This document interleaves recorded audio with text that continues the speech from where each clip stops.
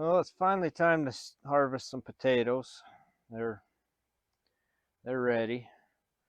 What I'm gonna do is just separate the two rows here and fold all this that way, and then I'll pull the potatoes out and just roll it all back and leave the tops there to die for the next year. So anyways, it's pretty simple. You just gotta figure out which plants are for where. They're clear over here, some of them in the rows.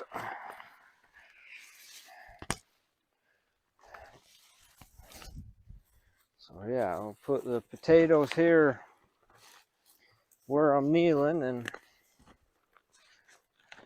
all the plants over here.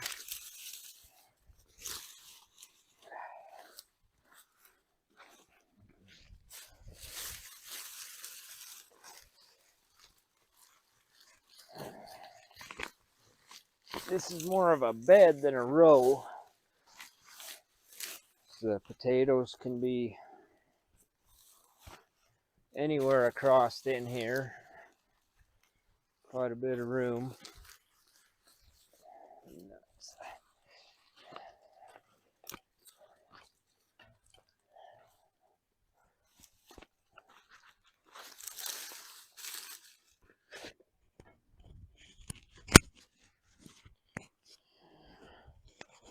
This microphone isn't exactly great. There's a little clip on it.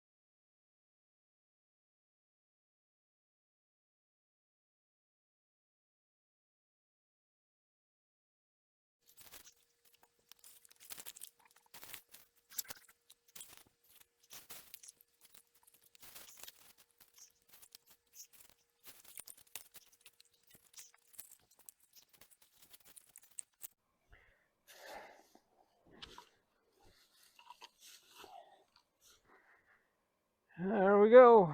That's one full row.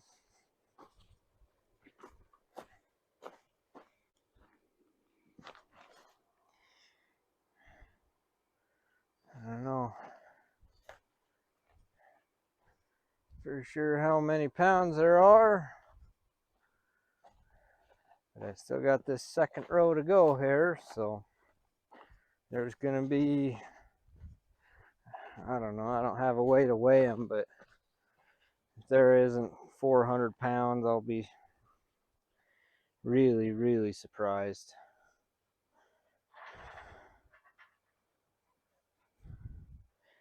I'll get this second row done, and it's mostly, it should be all red potatoes. I don't think I've ever planted any of these others over here, so.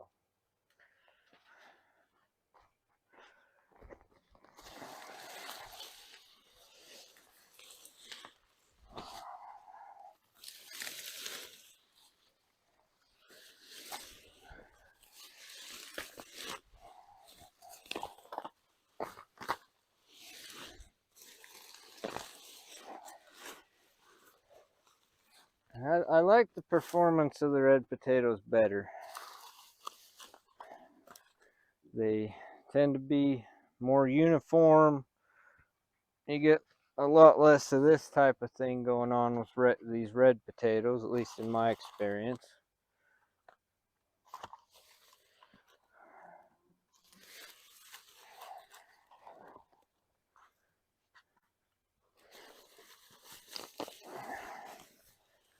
It's like treasure hunting. Just move hay and move straw, and there you go. I mean, I'm not sure how many plants there was right here. 3, maybe 4. And there's another plant there, but you got over 20 pounds of potatoes just out of that much area right there.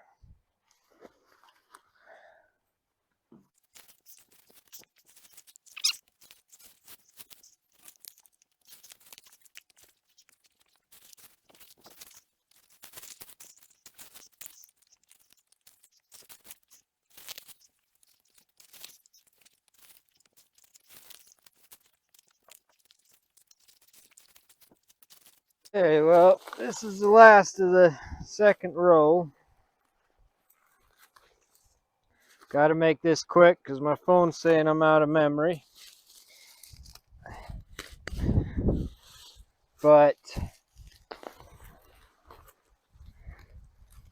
one problem you get, and there's a few of them, none of those were even in the ground. They're stuck to the bottom of that branch. They weren't even in the ground. You get a lot of that, so I mean that one's still really green.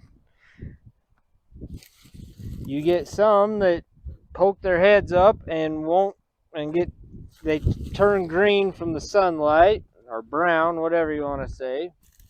And then you do get a lot that is pests eating on them. But all in all, the amount of good you get out of them far outweighs that little bit of loss. But you will have some loss. I mean,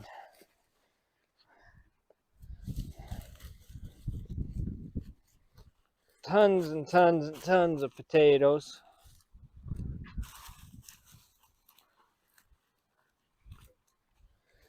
And now I will sort back through them. The ones I want to keep to eat will be taken and putting on the drying racks. Any that have significant pest damage or are discolored from the sun will end up back in the rows here. They'll either rot away or they'll grow next year. Either way, it's a win-win. So I'll get that done. I'm not sure how many pounds there are, but if you figured for every couple of feet here you had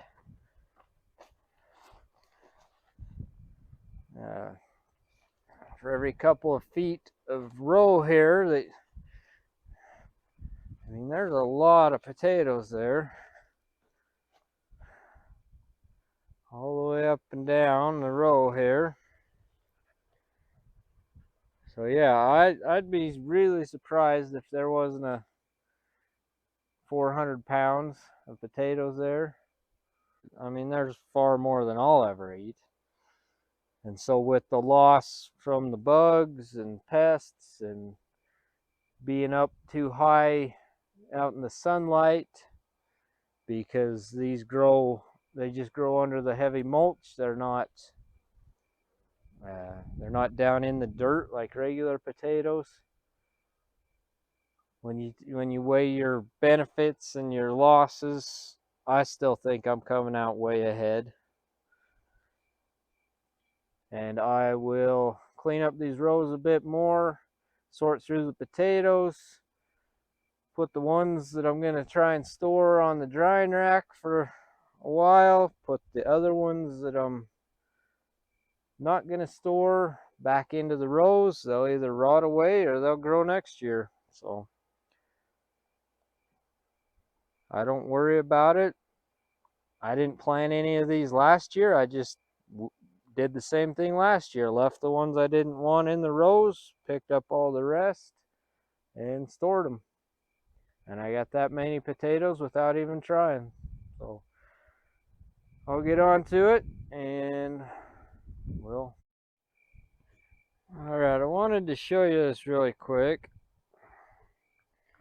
This was a piece of dirt